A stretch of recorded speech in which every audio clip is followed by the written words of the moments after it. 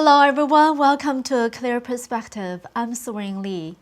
There was a lot of news this past weekend. Almost all of them had a significant impact. Time magazine published an article on irregularities during the election. Mike Lindell released a video, Absolute Proof, which thoroughly documents election fraud. Secretary of State Blinken and the Chinese Communist Party's director of the Central Foreign Affairs Commission, Yang Jiechi, finally had their first conversation. The upcoming impeachment of Trump and the news that Trump is considering launching his own social media platform. Although these stories seem unrelated, they are all connected to Trump in some way. By now, Trump has been out of the White House for more than 20 days. Despite the commotion Biden has caused with his radical left executive orders, Biden is still being shadowed by Trump, and this situation will probably continue. In an interview on Breitbart News Saturday, Trump's senior advisor Jason Miller said that Trump is deciding on how to return to social media. He is considering launching his own social media platform in the near future. Miller said that the Trump team has held several meetings on this issue, but has not yet decided between joining an existing platform or launching his own. As Trump decides on how to handle social media, more states are starting to step up against big tech. Texas Governor Greg Abbott released a statement on February 6, stating that he was working with Texas lawmakers on a bill that prevents tech giants from censoring user content based on their political views. On the same day, Texas Attorney General Ken Paxton also announced that Texas will take further steps to address censorship by big tech companies. Paxton confirmed that Texas filed a lawsuit against Google about abusive use of its consumers' private data.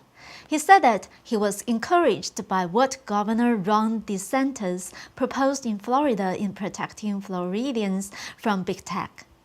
As we discussed on last week's show, Florida proposed a series of laws that severely punishes tech companies for censoring speech. We said that other states were likely to follow. Sure enough, Texas is quickly following suit. Surprisingly, South Dakota is even more aggressive.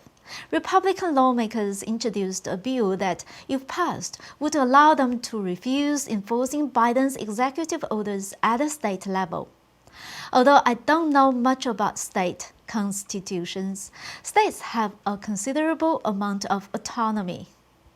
Under South Dakota's bill, when an executive order is issued by the president, the executive board of the legislative can recommend the attorney general and the governor to review the order for constitutional violations and determine whether it should be enforced.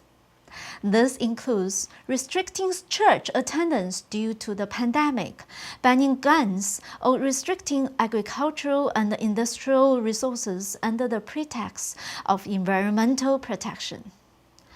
As Biden's radical economic plans bring higher unemployment rates and more small businesses are crushed by taxes, I believe that more states will follow Florida and South Dakota in boycotting Biden's policies. It is hard to say what the future will hold, but it's inevitable that Biden will face a difficult term. Moving on, I want to discuss the article that I mentioned in the beginning.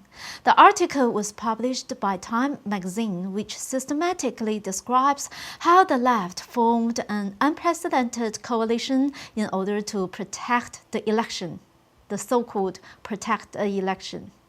The article had already garnered much attention since last Thursday.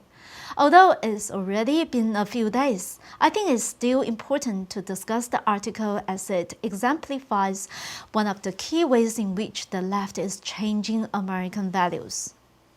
As you may know, Time magazine is one of the most prominent leftist media outlets, so the release of such an article has led to various interpretations. Some are saying that the article is ridiculing the left, while others are saying that the article is actually ridiculing Trump. Why did the left publish such an article? First, let's take a look at what the article is saying. The article, which is over 6,000 words long, entitled "The Secret History of the Shadow Campaign That Saved the 2020 Election," systematically explains how individuals and organizations have been planning election fraud in the name of maintaining fairness since 2019. The article includes everything from their use of the pandemic to how they used social media in order to control public opinion. It also includes how they used mail-in ballots, grassroots voting, voting machines, protests, Democrats, Republicans, Wall Street, Silicon Valleys, and unions in order to accomplish their goals. In short, the article describes in detail how these forces banded together to form a coalition of unprecedented strengths. The sole purpose of this coalition was to ensure that Trump did not win the 2020 election. Surprisingly, the article uses cabal to describe this coalition. Molly Ball, the author, uses the word in a positive connotation, saying that this conspiracy was protecting democracy, or in other words, preventing Trump from stealing the election. The article claims that, quote, "The first task was overthrowing America's bulky election infrastructure." The article also specifically mentioned that the Chan-Zuckerberg initiative chipped in $300 million for election administration funding. The author also claims that Mike Pothauser, senior advisor to the president of the AFL-CIO, is the architect of this conspiracy. So why did the media review the story? Are they not afraid of incriminating themselves?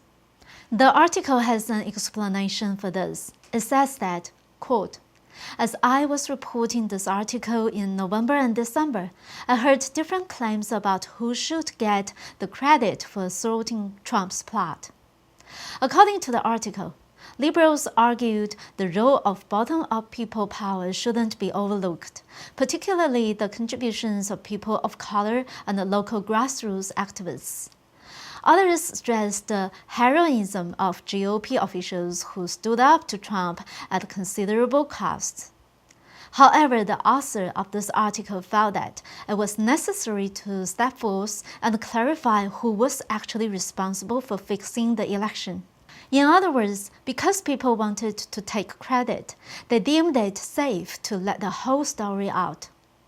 However, the fundamental reason for publishing this article was to provide another narrative on what really happened behind the scenes during the election. As we mentioned earlier, the article does admit that many of BLM and Antifa's actions were illegal, but it was wrapped up as an anti-dictatorship campaign. That is to say, the article is based on the idea that election fraud was a justified campaign to defend democracy against dictatorship. And the organizers and the participants were all volunteers from American society. As we can see, the underlying message of this article is that it does not matter if the election irregularities were illegal. What matters is they were politically correct in preventing Trump from winning the election. Therefore, these irregularities can be forgiven even if they were illegal. More importantly, the fraud was not affiliated with the Democratic Party or any other groups, but actually originated from the American people.